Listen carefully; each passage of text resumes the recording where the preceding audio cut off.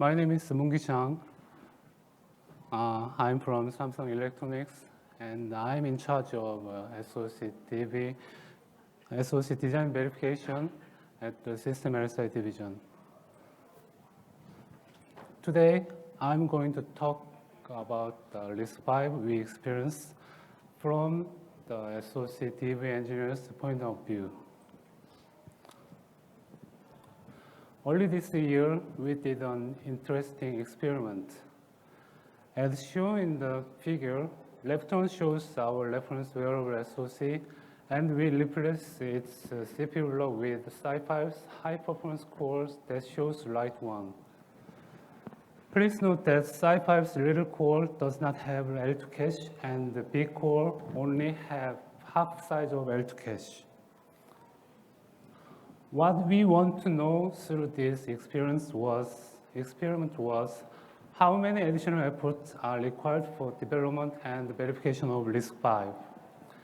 And we want to check whether RISC-V would be competitive in the high-performance flagship SoC market in the future. Today, we would like to share with you what we felt through this process. RISC-V ISA retained the characteristic of RISC-V principle: small, concise, and efficient. We will first look at the listed advantages of RISC-V ISA first. As shown in the figure, RISC-V ISA allows you to configure your own ISA by freely adding the extension to the base ISA.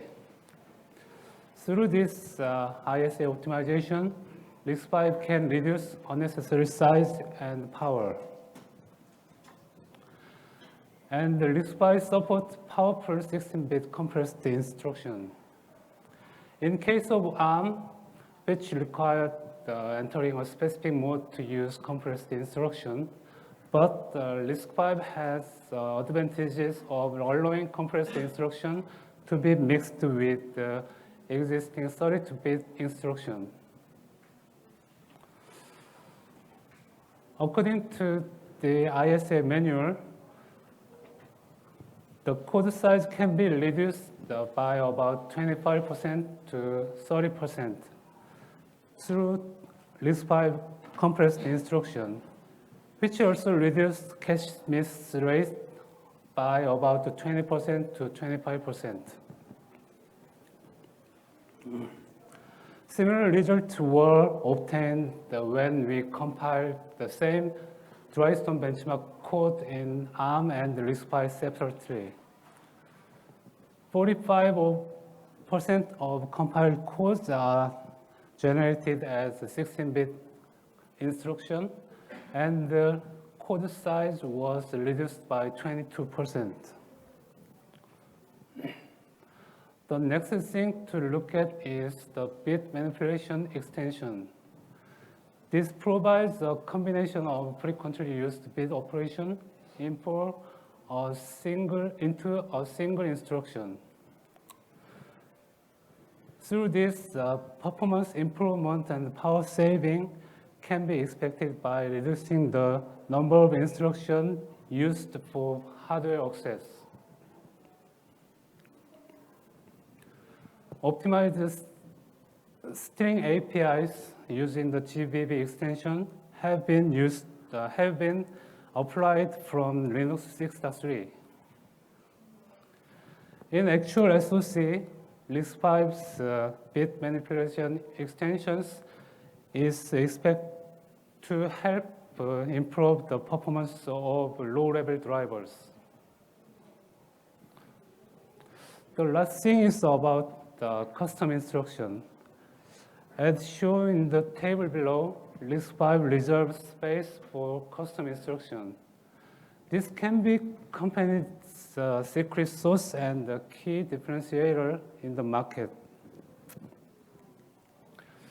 In addition, RISC-V supports the following custom features, allowing it to provide differentiated function.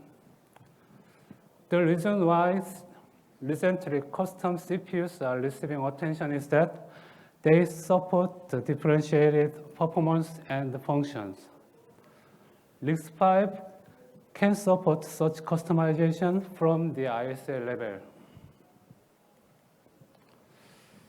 In case of SiFi, added a custom system instruction called SYS. So in general, CPU entered the WFI mode before gaining the power. However, WFI can be wake up in unexpected situation and make the system unstable. SiFi added this custom instruction considering only for power down to enhance stability during power state transition. The SYS instruction has the effect of securing stability in the power state transition process, which has previously caused many problems, and the reducing required time for state transition by simplifying the power down sequence. Regarding our experiment, many people were curious about how comparative RISC-V in PPA compared to ARM. As seen before, I think RISC-V is attractive and already potential because it can provide PPA benefit through ISA itself, which was not possible until now. However, what we were curious about was how stable RISC-V works compared to ARM in various situations occurring at the SoC level. Many silicon vendors are waiting for the silicon probe result of RISC-V. If a serious vulnerability is found in the RISC-V architecture in the future, the reliability of RISC-V will be damaged no matter how good its performance is. We all knew that humans could make mistakes, and there is no perfect architecture from the beginning. For that reason, something unique to RISC-V to ensure reliability is necessary. We hope that RISC-V will conveniently provide more detailed information about CPU subsystem internals and its effect to the entire system to verification and the software engineers. Here's a shameful mistake we made in this experiment. So we didn't know that the internal cache memory was incorrectly integrated until near the end of this experiment. In the ARM project, it was simple to check by the ID register, but the RISC-V doesn't have that information CSR to check the implemented feature. It is a very simple feature, but it is very important for verification and software engineers.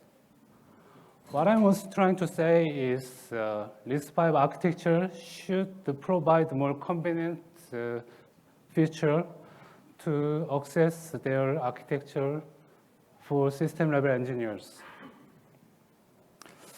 But please note that the non-ISA specification called Unified Discovery is currently in progress for this purpose.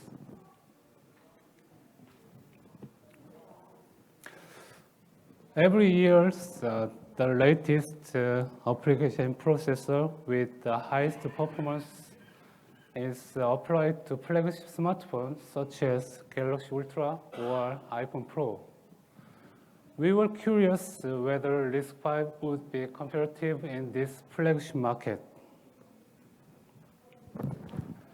To reach the top, innovation is needed, not improvement. This means that ARM was able to dominate the mobile market based on the irreplaceable features of low price, simple design, and low power consumption that the x86 did not have at the time. RISC-V need to find and develop an irreplaceable place to take advantage of its own strengths. In my opinion, customization will be RISC-V's most powerful weapon. The figure shows the configuration of the CPU subsystem and the relative system IP that used in this experiment. What I want to show through this diagram is that there are many non-ISA areas that haven't yet been standardized. As can be seen in the figure, SiFive has contributed a lot to standardization in the non-ISA area also. And like the orange one, there are many internal architectures that SiFive has created in-house for their high-performance core. However, if each RISC-V manufacturer uses such a different internal architecture, it becomes difficult for external system IP and the EDA vendors to support RISC-V. For that reason, standardization is very important in open specification like RISC-V. Today, we call the standardized RISC-V hardware environment and the system IP as called RISC-V hardware ecosystem. Sorry. As you know, ARM has been putting a lot of effort into building their own hardware ecosystem for a long time. In RISC-V, non-ISA specification began to be ratified from 2022, and the discussions on dozens of non-ISA specifications are currently on the way. RISC-V software ecosystem is active with the RISE, the organized. We must also pay attention to RISC-V hardware ecosystem. Once the standardized enough number of non-ISO specifications are ratified, robust system architecture and the system IP of RISC-V can be created to build a hardware ecosystem.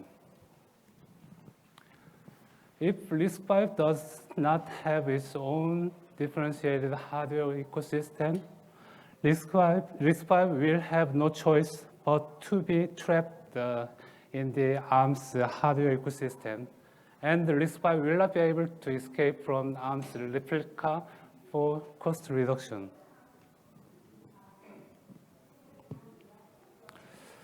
RISC-V is open compared to Linux, which has a similar open ecosystem. Of course, RISC-V and ARM are different. However, both RISC-V and Linux have something in common. They have exclusive competitors that already dominate the market.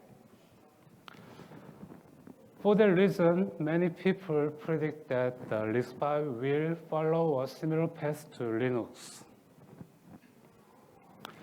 Almost 30 years has passed since the first Linux was released in 1994. Can you say Linux is a success story of open source? At the first, Linux was expected to be an open source OS that could replace the Windows. However, current desktop OS market share of Linux is only 3%, and combined with the share of Linux-based Chrome OS, it's only 7%. Windows is still the absolute leader in the desktop OS market. Even now, we are presenting using the PowerPoint on the Microsoft Windows. However, if you look at the market share of the entire OS, including mobile, the story is different. Since 2017, the market share of the Linux-based Android OS has begun to surpass that of Windows. Windows' share in the desktop OS market is still solid, but as the focus of the computing environment shifts to the mobile, Linux is naturally taking over the entire OS market along with Android. In addition, Linux is now widely used throughout the industry. RISC-V should also refer to this development and the evolution process of Linux. Open ecosystem is not monopoly and dominant, but sharing and cooperation. Linux is maintained by a single mainline. However, in RISC-V, which is an open specification, fragmentation problem can occur much more easily in the process of building a hardware ecosystem, as shown in the figure. Because, as we saw earlier, each manufacturer will continue to attempt the differentiation through their customization. For that reason, it is important for RISC-V communities to take a clear direction and induce collective intelligence in a developmental way. I think this is the most important period for RISC-V. Whenever RISC-V mentioned, possibility and potential are always mentioned. This is because the advantage of the RISC-V ISA are quite attractive. But however, it also means that it is still not enough to push out the existing strong player. As seen in the case of Linux, open ecosystem naturally cooperate and evolve according to each other's need. I think RISC-V will also need this process. Linux took 23 years to take the lead in the entire OS market. How long do you expect RISC-V to take? I don't know, but I'm confident that RISC-V will reorganize the process market much faster than that. Open ecosystem is always attractive because it gives freedom to engineers' creativity. Therefore, many engineers and manufacturers are looking forward to RISC-V becoming more advanced and mature.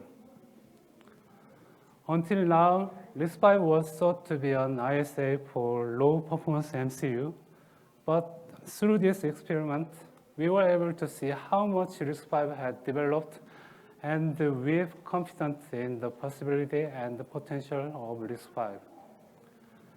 We hope that RISC-V will build a better and more robust hardware ecosystem in the future, and we hope that we also help to it as well.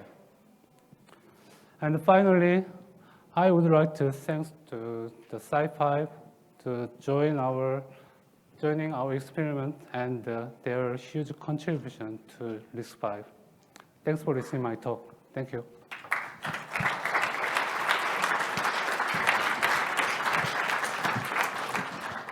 So we have time for one question. Anyone willing to ask one question? I mean, the question should be the question. We have one guy in the back. Hang on.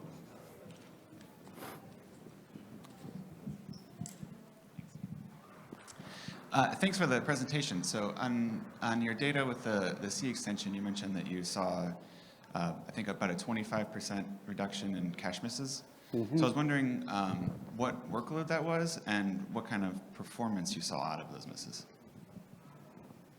So when I said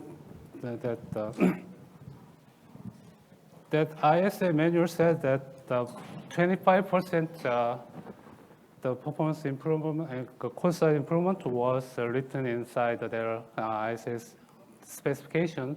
and that measured percent. But in our the experiment shows that their code size was about 22% was reduced when we using the RVC extension for the real the experiment. That is compared with ARMS result, not the compared with the disabled C extensions.